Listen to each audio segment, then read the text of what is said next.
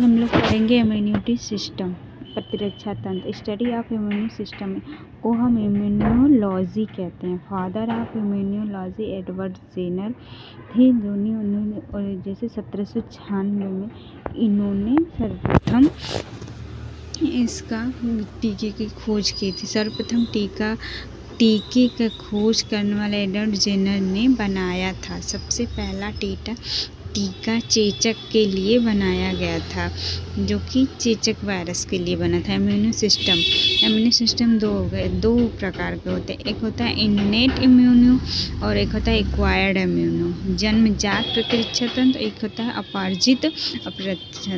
जन्मजात प्रतिरक्षा तंत्र में जन्म से प्रदान बाय बर्थ होते हैं, जैसे त्वचा कहते हैं, बाइल जूस, पित्त रस, म्यूकस मेम्ब्रेन, श्लेष्म की परत, एसियल हाइड्रोक्लोरिक अम्ल या लाइसोसोम आँखों के बैक्टीरिया को मारता है। उपार्जित है ये वैक्सीन, जैसे टीकाकरण के द्वारा और ब्लड एंटीबॉडी रुधिर प्रतिरक्षा के द्वारा इसको किया जाता है। टाइप ऑफ इम्यूनोग्लोबिन प्रतिरक्षा के प्रकार। ये एक ट्रिक है GAMED, जिसमें पहला है IgG। ये अपरा को भेज सकता है। अपरा का मतलब होता है प्लेसेंटा, जिसमें बच्चा पाया जाता है। और IgA माता के प्रथम दूध में पाई जाती है। प्रथम दूध जिसमें कोलेस्ट्रम पाया जाता है। IgM यह सबसे भारी होता है, शरीर में सर्वाधिक होता है। यह दूसरी प्रतिरक्षा को एक्टिव करती है।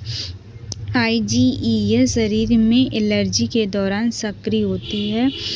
अस्थमा साइनस यह किसी एलर्जी से ग्रस्त व्यक्ति में सर्वाधिक होती है। IgD स्वयं का कोई कार्य नहीं होता है, यह दूसरी प्रतिरक्षा की सहायता करती है। अलेक्जेंडर फ्लेमिंग, इन्होंने प्रथम प्रतिजीवी का निर्माण किया था 1929 में। फर्स्ट एंटीबायोटिक माने जीवाणु के संक्रमण पेनिसिलिन है, जो कि इसे रामबाण भी कहते हैं। कवक से प्राप्त की जाती है। Penicillium नोटालिस fungus. रेस्पिरेटरी से चलिए फिर हम पढ़ते हैं रेस्पिरेटरी सिस्टम, श्वसन तंत्र। रेस्पिरेशन श्वसन मतलब ऑक्सीजन की उपस्थिति में ग्लूकोज का जलना व CO2 व ऊर्जा का निर्माण करना श्वसन कहलाता है। और ब्रीथिंग मैंने वायु अंदर लेना और कार्बन डाइऑक्साइड बाहर छोड़ना ब्रीथिंग कहलाता है। लंग्स फेफड़ों का अध्ययन किया जाता है, यही श्वसन का मुख्य अंग है। स्टडी ऑफ लंग्स को पल्मोनोलॉजी कहा जाता है। हमारे लंग्स एक झिल्ली में बंद होते हैं, जिसे प्लूरल झिल्ली कहते हैं। लंग्स में एक तरल भरा होता है, जिसे हम प्लूरल लिक्विड कहते हैं। लंग्स का नेचुरल कलर पिंक गुलाबी होता है। ब्लैक लंग्स डिजीज काला फेफड़ा रोग, जो कि सीमेंट फैक्ट्री में कार्य करने वाले लोगों को होता है। वाइट लंग्स डिजीज सफ़ेद फेफड़ा रोग कॉटन फैक्ट्री या पेपर फैक्ट्री में कार्य करने वालों को होता है। लंग्स का वजन 1 से 2 किलोग्राम तक होते हैं।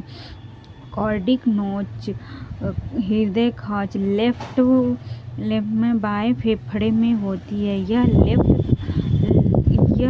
लेफ्ट थोड़ा चिपका हुआ होता है, क्योंकि साइड हृदय झुका हुआ होता है। इस जगह को कार्डिक नोच कहते हैं। ट्रैकिया वायुनाल या श्वसन नाल श्वसन नली लंग्स से जुड़ी होती है। ब्रोंची वायुनाल का प्राथमिक विभाजन होता है और ब्रोंचियोल्स वायुनाल का दूसरा विभाजन। ब्रोंची का प्राथमिक विभाजन है।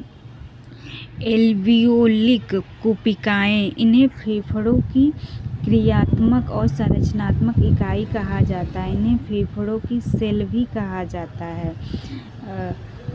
गैसों का आदान प्रदान इसी के अंदर होता है। इनकी संरचना अंगूर या गुब्बारे के समान होती है। ये अर्धपारगम झिल्ली से घिरा रहता है। यह एक फेफड़े में 1 से 1.5 मिलियन तक होती है। यह अर्धपारगम झिल्ली को भेद कर ऑक्सीजन रुधिर में मिल जाती है। हमारे फेफड़े विसरण प्रक्रिया पर कार्य करते हैं, जो कि मानव के फेफड़े होते हैं। अधिक सांद्रता से कम सांद्रता की ओर चलना विसरण कहलाता है। ऑक्सीजन के रुधिर में घुलने के कारण अर्धपारगम झिल्ली होती है। किसी भी चीज का अधिक से कम के ओर सांद्रण विसरण कहा जाता है।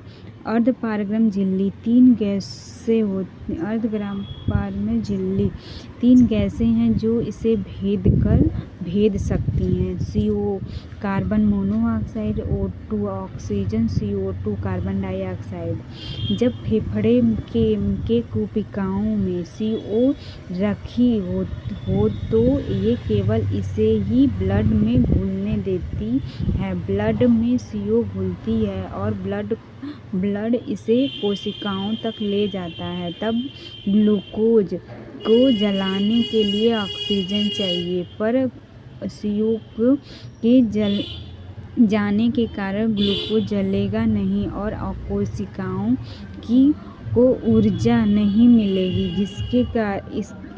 मिलने के कारण कोशिकाएं फटना शुरू हो जाएंगी और दम घुटने से मृत्यु हो जाएगी। ब्लड में सबसे अधिक तेजी से CO घुलती है। हीमोग्लोबिन में सबसे पहले CO, फिर ऑक्सीजन, फिर कार्बन डाइऑक्साइड के साथ सबसे ज़्यादा अटैक होता है। दम घुटने वाली गैस कार्बन मोनोऑक्साइड, जिसे हम जहरीली गैस कहते हैं। हीमोग्लोबिन प्लस ऑक्सीजन को ऑक्सी हीमोग्लोबिन, यह शुद्ध रुधिर है। हीमोग्लोबिन प्लस CO कार्बो हीमोग्लोबिन, जो कि अशुद्ध रुधिर है। ऑक्सी हीमोग्लोबिन धमनियों आर्टरीज में तथा कार्बो ऑक्सी हीमोग्लोबिन शिराओं वीनस में पाया जाता है। Types of respiration.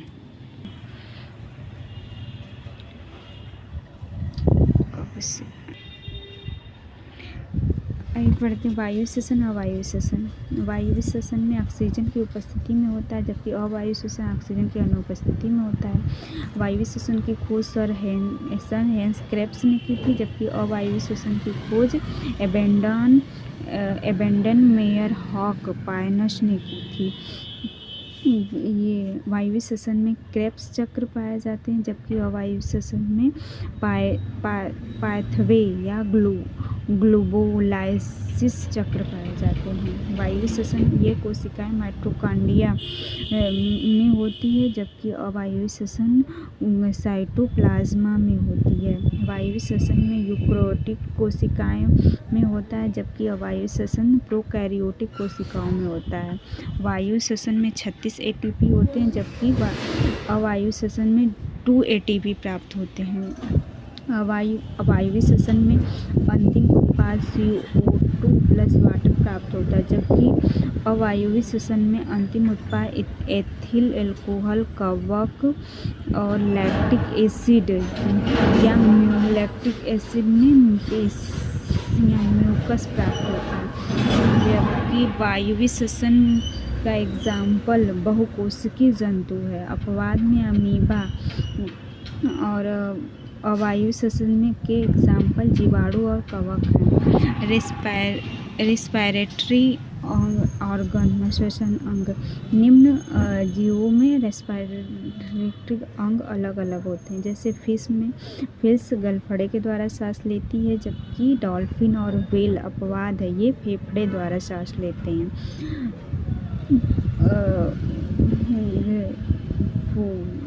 फॉक्स माने मेढक जल में स्किन द्वारा सांस लेता है, जबकि ज़मीन में लंग्स माने फेफड़ों द्वारा सांस लेता है, जबकि अमीबा कोशिका झिल्ली द्वारा सांस लेता है। अर्थवॉर्म माने केचुआ स्किन द्वारा सांस लेता है। कॉकरोच ट्रैकिया द्वारा सांस लेता है। छिपकली और सांप लंग्स फेफड़े द्वारा सांस ले। बिच्छू और मकड़ी बुक फेफड़े द्वारा सांस।